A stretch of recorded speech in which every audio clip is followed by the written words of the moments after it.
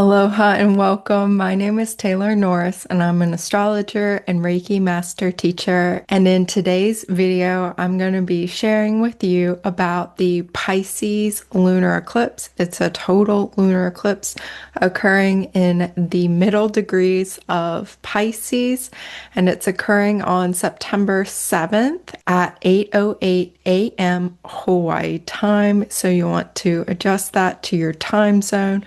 We're going to look at some of the basic information about it, including how it links in with other eclipses. Also looking at some of the medical astrology of the Pisces lunar eclipse, what to be aware of, the star alignments, the galactic astrology. And then I'm also going to be sharing with you about dwarf planet Orcus, because that dwarf planet, this being of light and alchemical transmutation and karmic consciousness, is really figuring in powerfully into this lunar eclipse. And I did a deep dive into Orcus a few years ago. And so I found some wonderful notes that I have on this dwarf planet. And since that time too, Orcus is a being that comes into many of my Reiki sessions as I do Reiki journeys for people who are wanting healing. Let us dive right into it. And so I want to start by sharing that this lunar eclipse is part of Saros Cycle 128. The total lunar eclipse, September 7th at 15 degrees 24 minutes, is part of Saros Cycle 128. And the Saros cycle is a period of approximately 18 years, 11 days, and 8 hours. And when two eclipses are separated by a period of one Saros, they share a very similar geometry. The two eclipses occur at the same lunar node, with the moon at nearly the same distance from Earth and at the same time of year. So we are going to look at the Saros cycle 128, and the last eclipse we had in this cycle was on August 28th, 2007. It was a total lunar eclipse at 4 degrees and 47 minutes. So think back to August 28th, 2007. What was going on in your life? What changes were you engaging at that time? Was that a profound time of change for you? What can you remember? Some of those same kinds of issues may be coming to the surface as you continue spiraling around, up-leveling, evolving different themes, different areas of your life. So that's something good to go ahead and reflect upon. I will link this article below, but basically this is talking about the lunar eclipse, where it can be viewed from.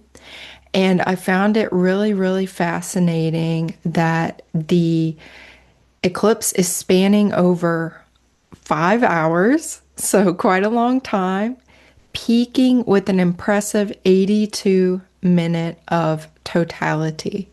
So the Earth is coming between the moon and the sun, blocking the light of the sun from reflecting off the moon.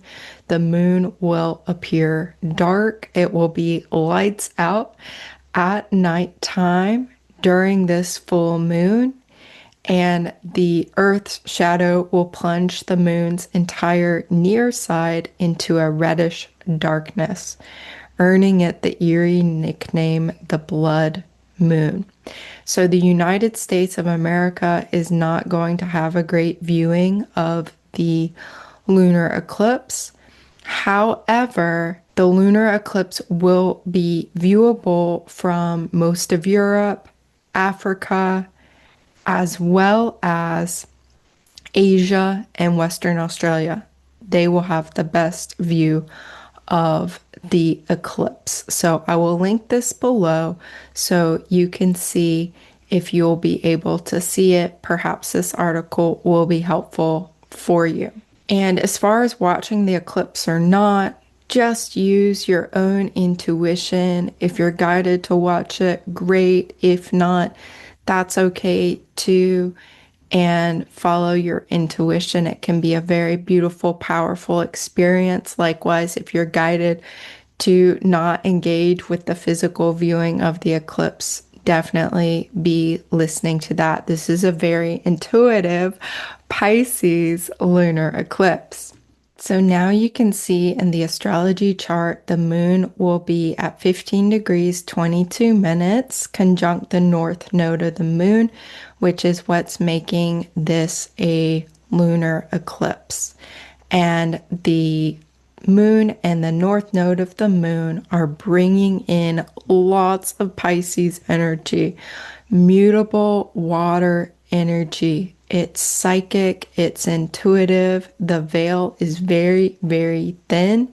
The north node and the moon are opposing the sun at 15 degrees, 22 minutes Virgo, as well as the south node of the moon, 18 degrees, 20 minutes. And you can see also in Virgo is Mercury, mind, communications, information, ideas, insights, awarenesses, mental shifts, as well as Orcus. And we'll chat about Orcus in just a bit. But I wanted to share a little bit of the medical astrology, what to be aware of in terms of our bodies with this eclipse. So the Pisces body zone includes the feet, the lymphatic system, the bloodstream. And this is coming from beautiful Judith Hill's medical astrology book, Eclipses and You. This is a really, really wonderful practical guide to the eclipses. And so the Pisces zodiac sign is weakening in effect, drawing the energy away from the body into the psyche, into the non-physical realms. So the subconscious mind is very, very activated. It can increase psychic activity of all kinds, subconscious, unconscious activity of all kinds. I'm really hearing now this is like an eclipse of dreams, of hypnosis, of energy work, a great time to engage self-Reiki, meditation, shamanic journeys, Reiki journeys, energy work for yourself, maybe getting a session from a practitioner, however you are guided at this time. Foot reflexology can be very beneficial as well. Judith writes that Pisces eclipses are associated with an increase in tuberculosis and other contagious wasting diseases of the blood or lungs. Pisces is linked to sleep, so we can expect an increase in drowsiness. Pisces is watery, leaking, bleeding, and those effects should be taken into account if you're having some kind of surgery at this time. Pisces can be weakening on the immune system, so be proactive, bolster and support your immune system however you may feel guided to do that. Take really, really good care of your body because defenses can be down at this time. Traditionally, you would want to avoid surgery to the Pisces body zone, which includes the feet. Although I'm not a medical doctor, I'm not giving any kind of medical advice at this time.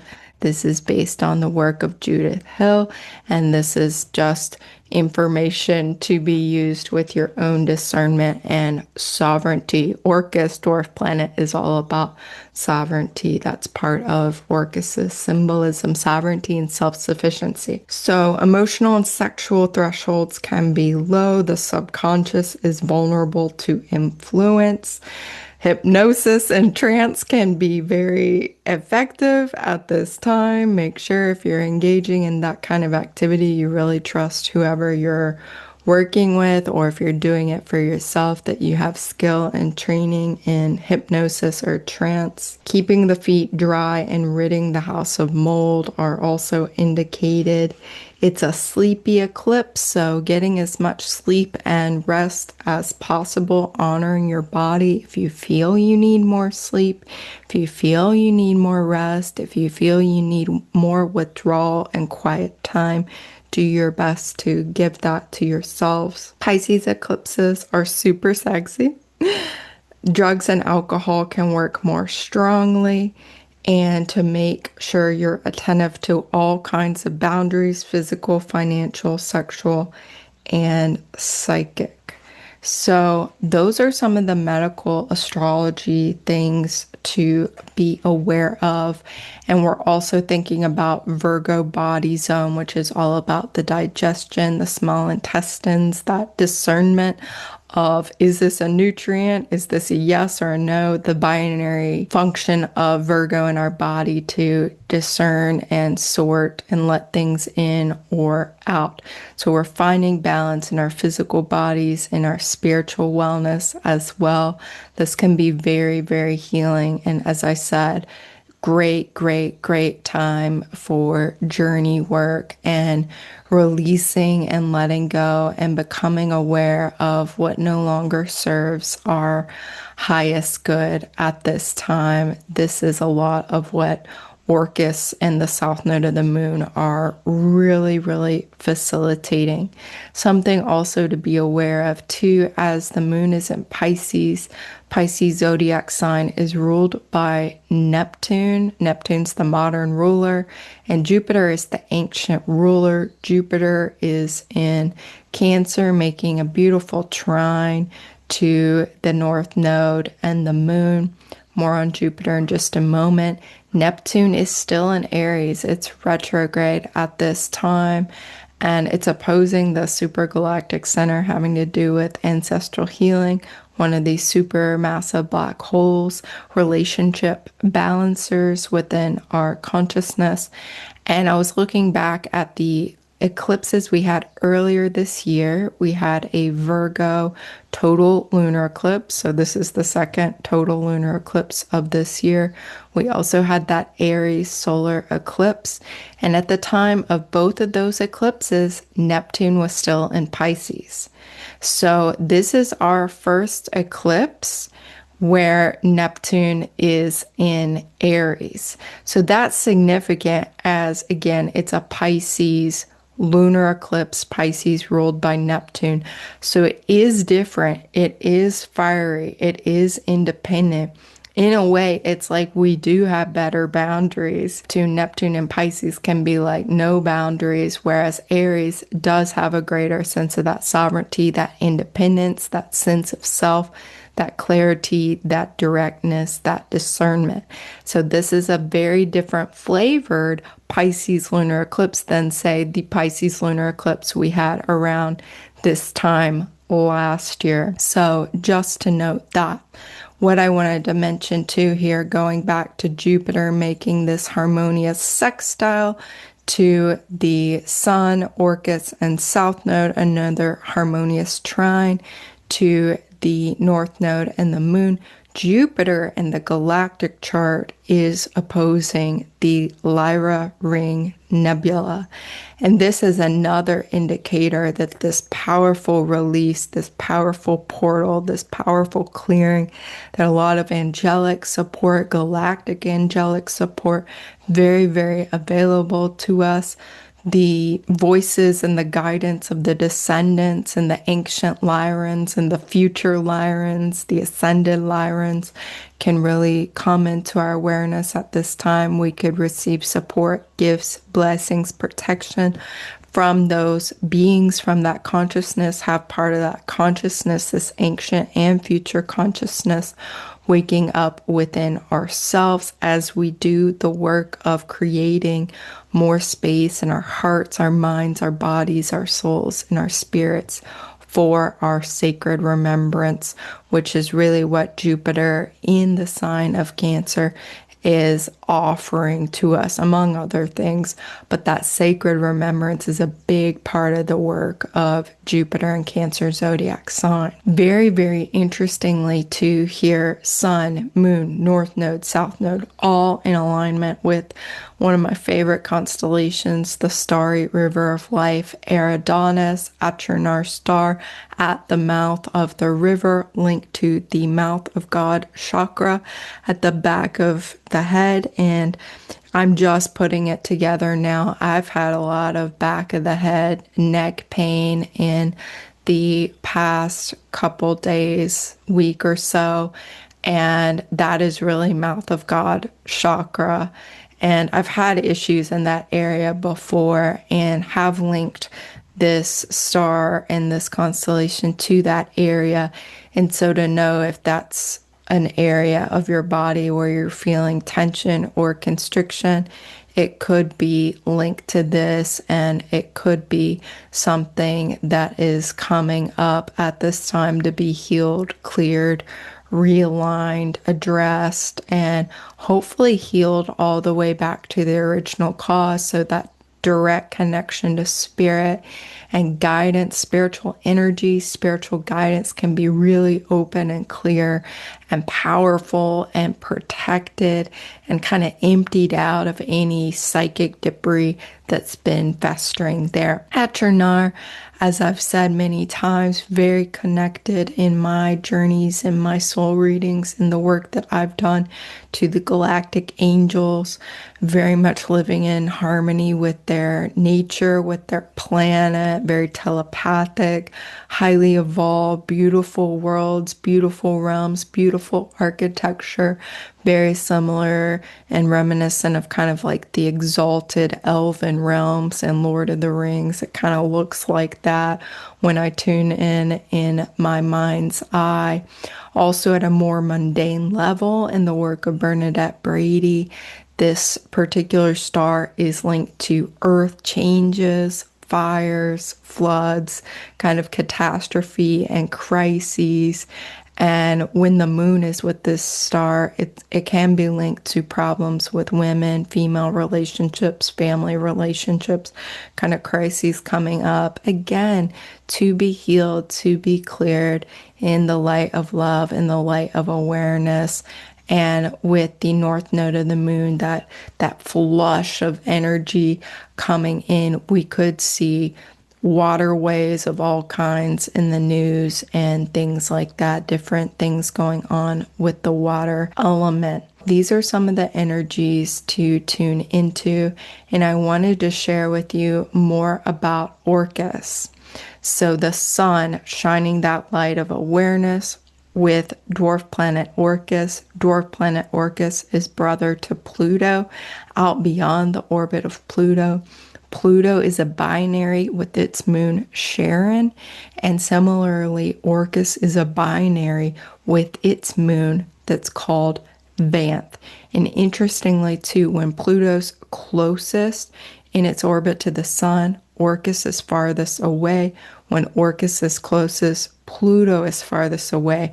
They're working together, helping us with more of our making the unconscious conscious and that deep soul remembrance work. South node of the moon, again, this is energy that's fleshing out, and Mercury's in the mix, so we may be more conscious of it. Wonderful. We may receive more guidance, downloads, insights, clarity, and all it really being facilitating this mental shift in consciousness, this mental reboot, this mental upgrade that is due.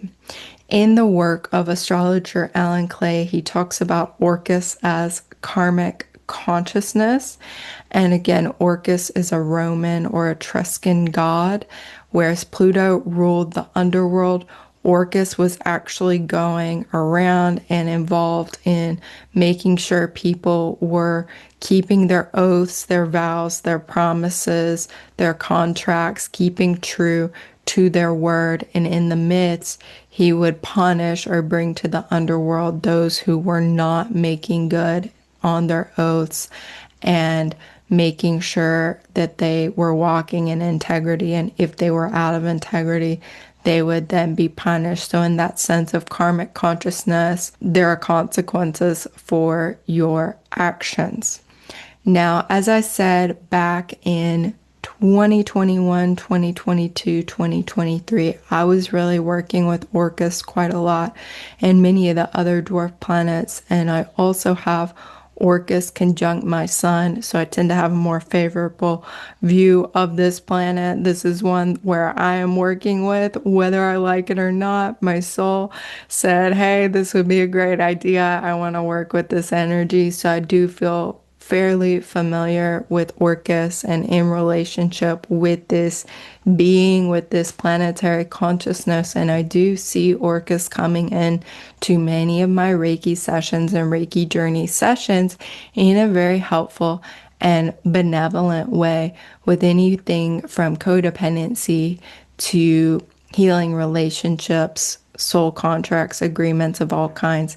I'm actually going to read to you some of what I've written about Orcus and found in this gold mine of notes that I had on this particular being. So Orcus restores the highest possible expression of oaths, vows, contracts, and agreements, nullifying those burdens we carry that are not for the highest good through the divine light of forgiveness, and holding accountable those who need to be held accountable via natural multiversal law. So it is a quantum planet. It operates at this level of the multiverse and all of creation.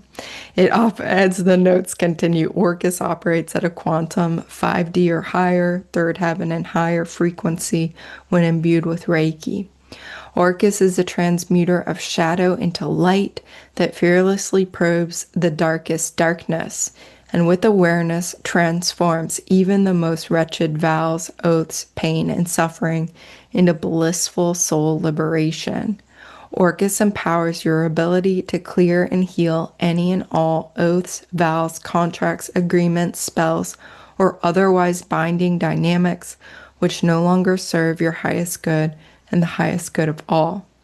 Orcus enables you to heal and clear completely the deepest darkness and heaviest of shadows into pure light, pure consciousness, and contribute to the frequency of sustained self-sufficiency.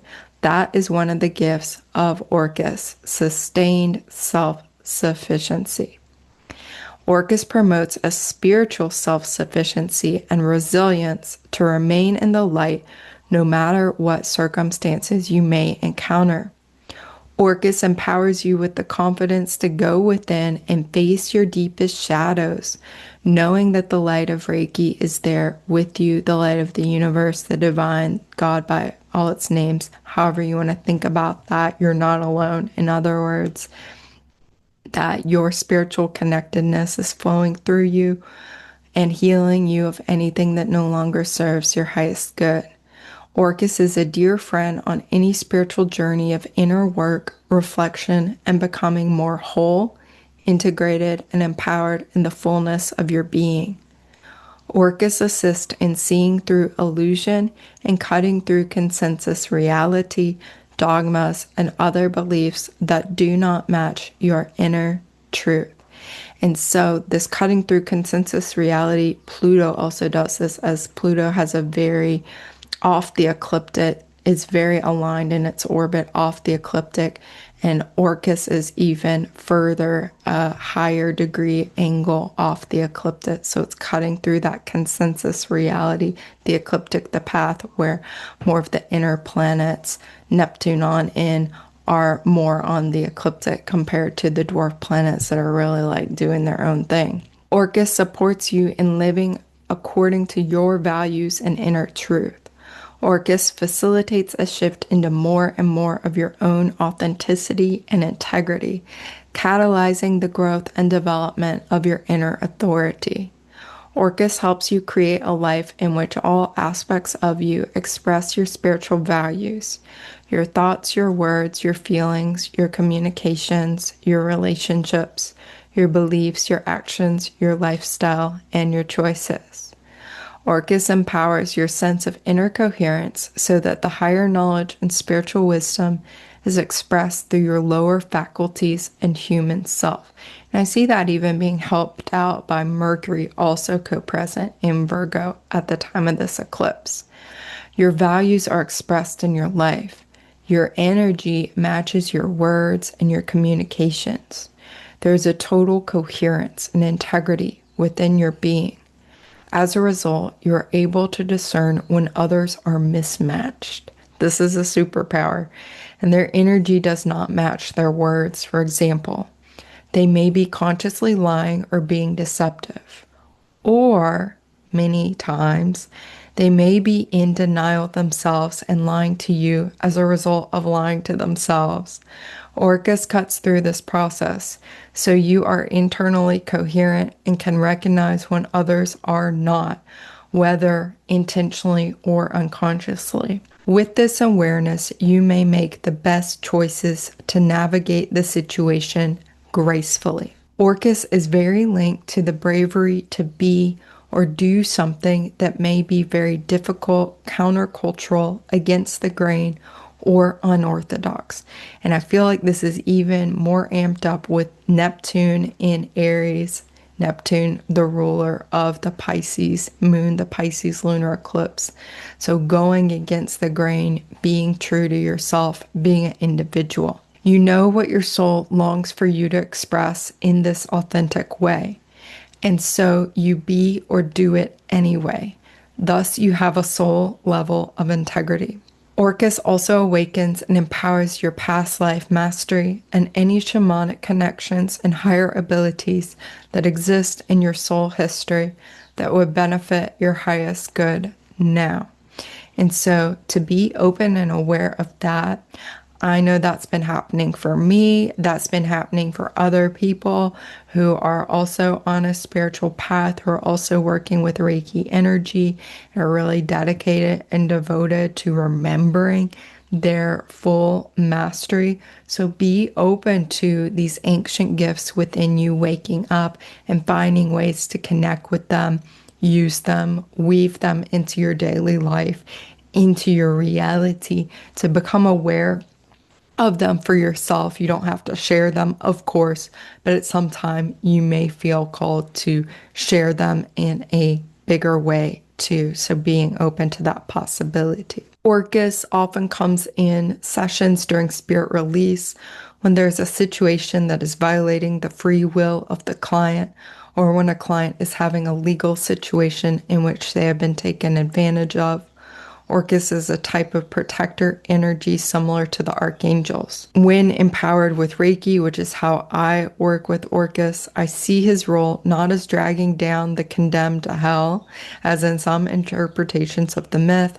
Rather, he is empowered as the angels are to allow what is released to heal and clear completely into the pure light of consciousness. Likewise, I see Orcus as the clearer of oaths rather than holding souls to oaths made in other lifetimes. He is a guide and support in any Reiki technique that involves clearing and healing thought forms, curses, vows, entities, attachments, intrusions, agreements, contracts, etc., with or without form, with or without consciousness, from any timeline linked to your soul or the soul of the client in all of your realities and all of the client's realities. In sessions, I see Orcus focusing the healing light, the Reiki light, on the specific point in time-space dimension of the origin of the creation of such a thing that is no longer serving the highest good of the soul involved. Orcus penetrates through time-space dimension in this way for the highest good of the soul involved and grounds the newfound freedom in the soul's present-day body, energy field, and life right here and now. So that is Orcus, and Orcus is a bit of a awesome energy, my personal opinion. Having Orcus conjunct my sun and having Orcus come into many of my Reiki journeys and sessions. It's been a healing influence in my life. It's part of my soul's medicine. And I'm really, really grateful to be able to work with Orcus. And as I said, all of us with this eclipse really have a chance to work with Orcus in a deeper way, to liberate ourselves from any oaths, vows, soul contracts, agreements, etc., traumas from our ancient past, anywhere in our soul's experience, to dissolve them. That is part of the medicine of Pisces and the North Node. We may become more aware of these agreements. Likewise, it may be unnecessary, yay, for us to become aware of these oaths, vows, contracts, agreements, and so on. And they simply may be released into the light for us through the power of Reiki, through the power of our intentions, through the power of whatever spiritual practice or healing modality you may be called to engage. That is what I wanted to share about this Pisces lunar eclipse. Again, it's super powerful on lots of different levels, and I hope for you it's as gentle, smooth, easy, graceful, blissful as possible.